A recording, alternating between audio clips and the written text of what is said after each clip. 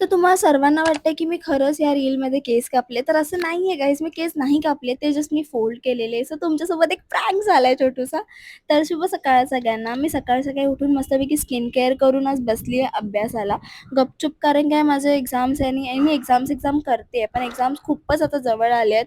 म्हणजे उद्याच आहेत आणि मी काहीच अभ्यास नाही केलाय. आता पण मला झोप येत होती अभ्यास करताना, पण ठीक आहे.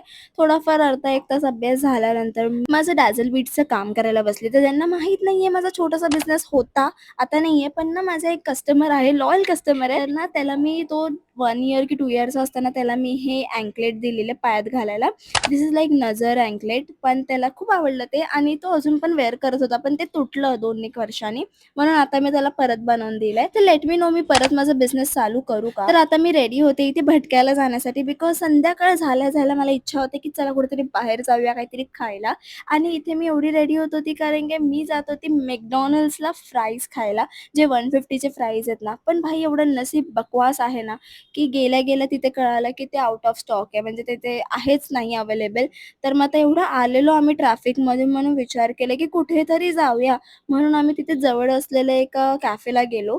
नाव मला एवढं माहीत नाही, पण हां, तिथे जाऊन जरा जास्तच खर्च झाला. आय मीन जरा नाही, खूपच जास्त खर्च झाला बिकॉज फ्राईजच्या ऐवजी आम्ही एवढं काय मागवलं आणि मस्त हेल्दी खाऊन आम्ही गॉसिप केले, गप्पा मारले आणि खूप मजा आली. मग मी डायरेक्टली रात्री व्लॉग केलं. तर रात्री मी एक होममेड ड्राय फेस वॉश बनवलेला, तो मी वापरत होते. आणि हे मी काय बनवलंय, कसं बनवलं ते जाणायचं असेल तर कमेंट करायला विसरू नका. आता हा व्लॉग तर इथे एंड करते. भेटू नेक्स्ट व्लॉगमध्ये. Until then bye.